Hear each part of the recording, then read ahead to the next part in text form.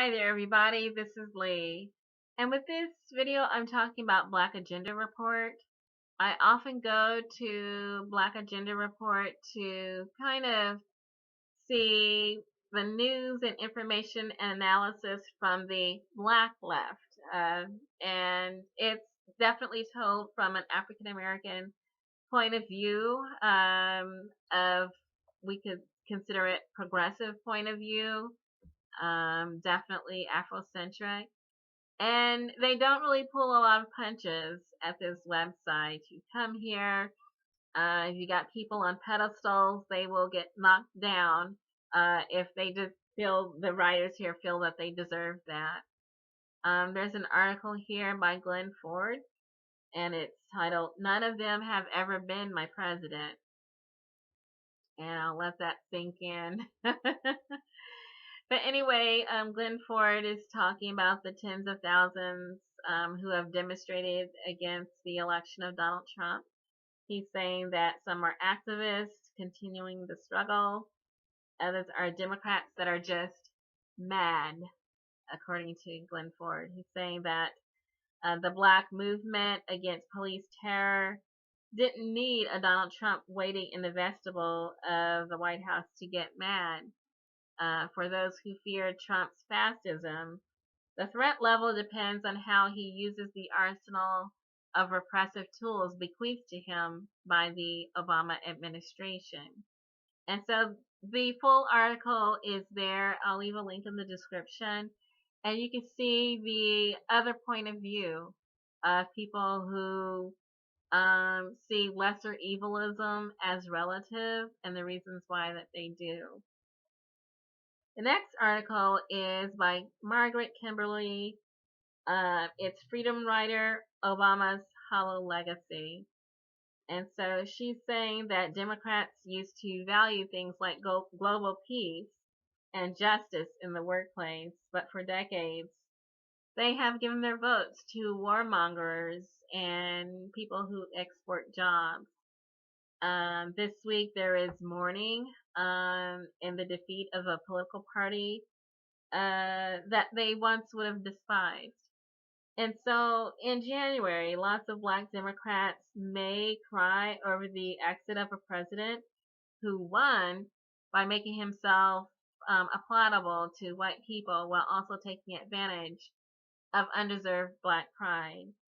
And so that's the level of critique that you will find at Black Agenda Report.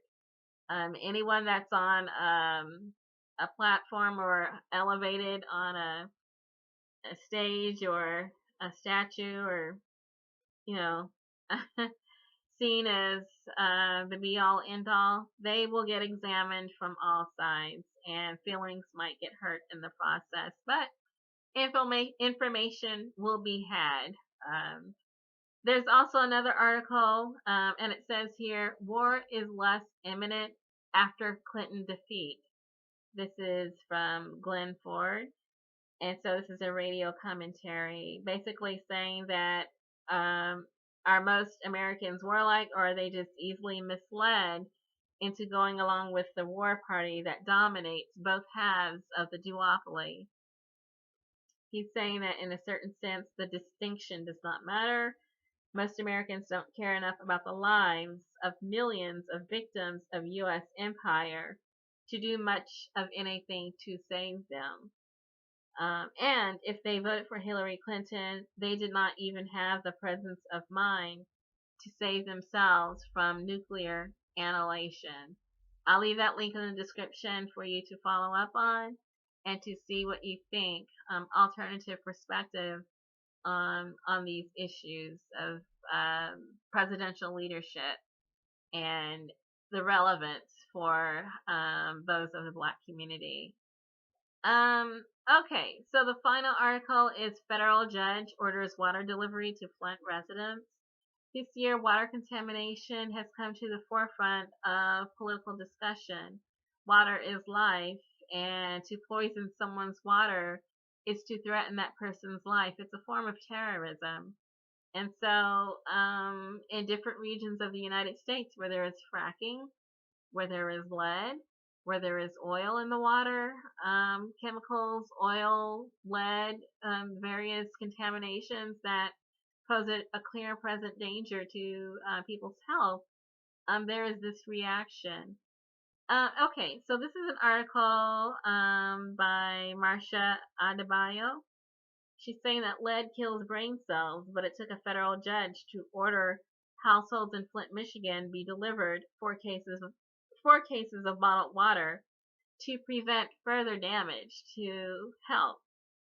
Meanwhile, the perpetrators of the mass poisoning were rewarded with blanket immunity and protection by the state. And so she's saying that one wonders how different the reaction of the Obama administration would have been had ISIS claimed responsibility for poisoning Flint. And so, you'll have to read this article and make of it what you will. But the gist of it is, when is it terrorism? Whether it's by ISIS putting poison in the water, or whether it's a corporation putting lead or allowing lead to be leached off pipes into the water, and then they're protected by the political apparatus. So, you know, it's what you make of it. You can read these articles and see the commentary, the critique, in your face critique of the Obama administration, of the Hillary Clinton candidacy, how it's affected the Black community for the last 8 years. You will be informed, if nothing else, by the time you read these articles. Good luck.